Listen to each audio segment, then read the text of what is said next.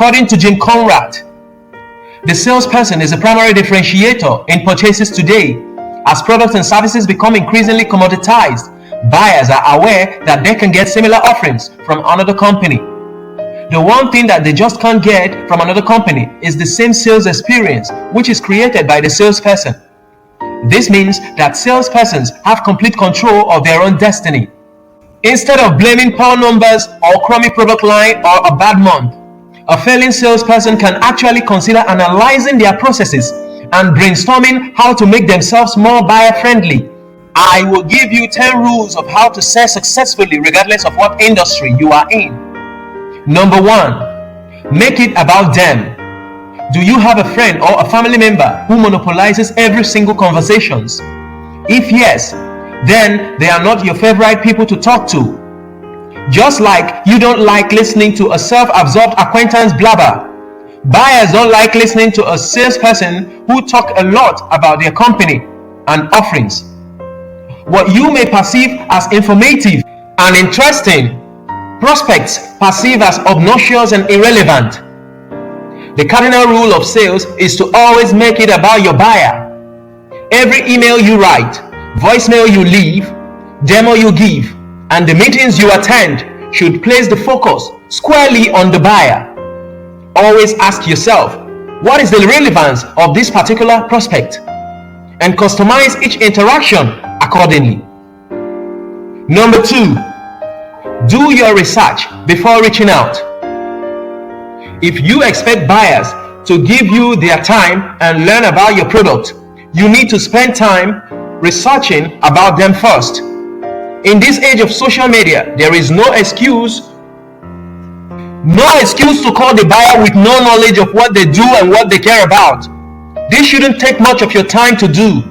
Some of the places you can research prospects before engaging them in a conversation include LinkedIn, Twitter, company's press release page, competitors' press release page, blogs, company's financial statements, Facebook, and Google.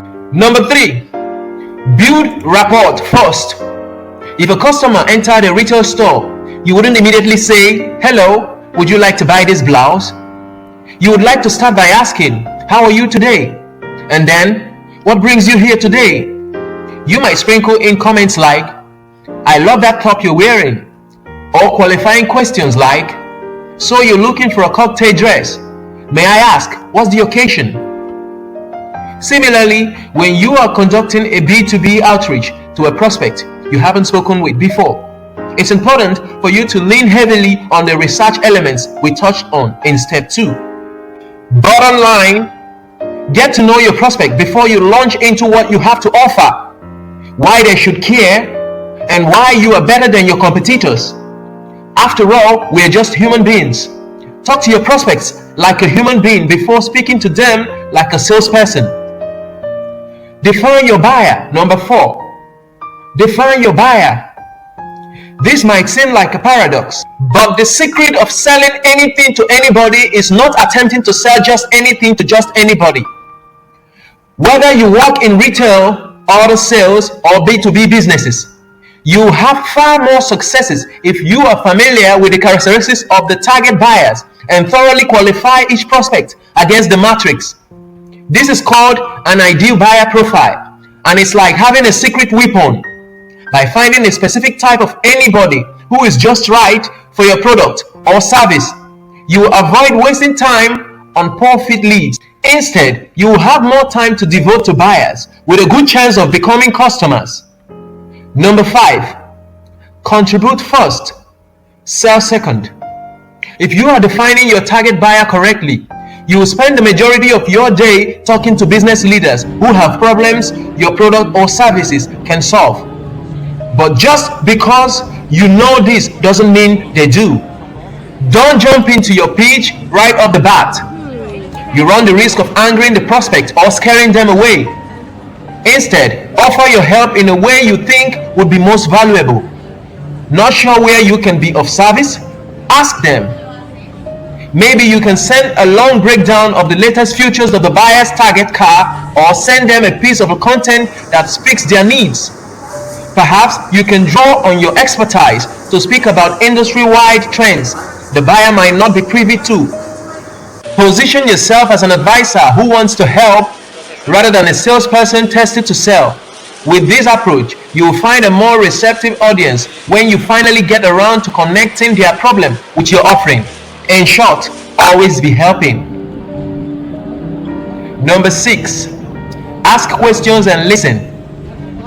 No matter how thoroughly you've researched your prospect, there will be gaps in your knowledge and you won't be able to help the buyer solve their issue if you don't fully understand it. For this reason, it's critical to ask thoughtful questions during your conversations, and a lot of them. Be curious. It's good to have a list of questions prepared as a jumping off point, but you don't have to stick to them if the conversation takes an unexpected turn. People like talking about themselves and their situations, so your genuine interest and curiosity will help them warm up to you. After posing a question, fall silent and simply listen. Really hear what your buyer has to say and don't just wait for your turn to speak. Then after they've finished their thought, communicate their message back to them and ask them to verify if you understood them correctly and pose a question, providing further clarification. Congratulations!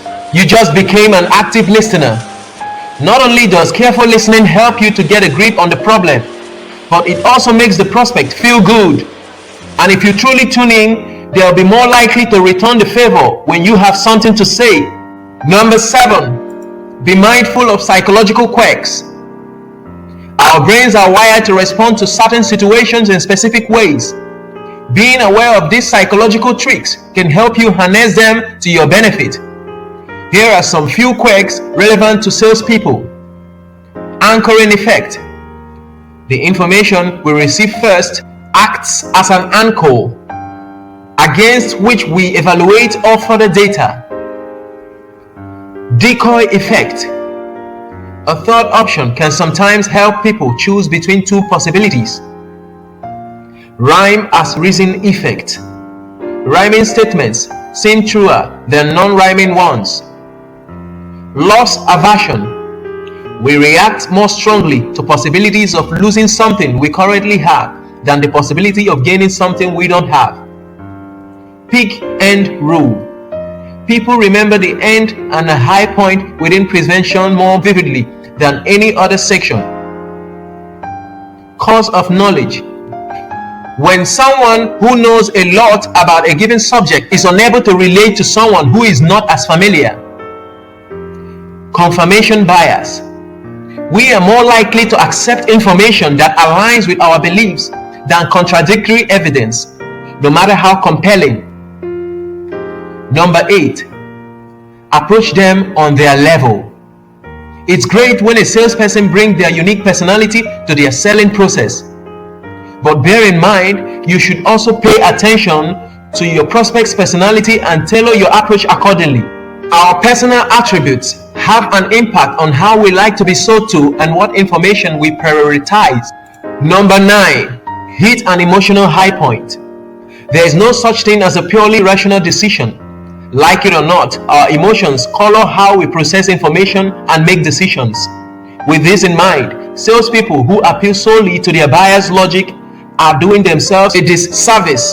Every sales presentation, every message, and meeting should speak to the prospect's emotion as well as their rational mind. According to sales expert Geoffrey James, the following 6 emotions impact decision making: greed, fear, altruism, envy, pride, shame. Some of these are unpleasant feelings you don't want buyers associating with you or your company. So make sure to use a light touch when making emotional appeals. In addition, don't try to bring forth all these feelings. Choose 1 or 2 that will resonate and darkly mix them in. Number 10, remember you are selling to a person. When you are sending countless outreach emails each and every day, it's easy to forget that leads are people, but they are, and they want to be treated as such. Use yourself as a litmus test. Would you like getting these emails? Would you appreciate these voicemails? If not, there's a good chance your buyer won't either. It's important for you to be professional in sales, but it's also important for you to be personal. Buyers have lives outside of work and things they are passionate about that have nothing to do with their jobs. Build real rapport with prospects by letting the conversation drift to the personal every once in a while. It doesn't have to be all business all the time. Thank you for staying to the end of this video.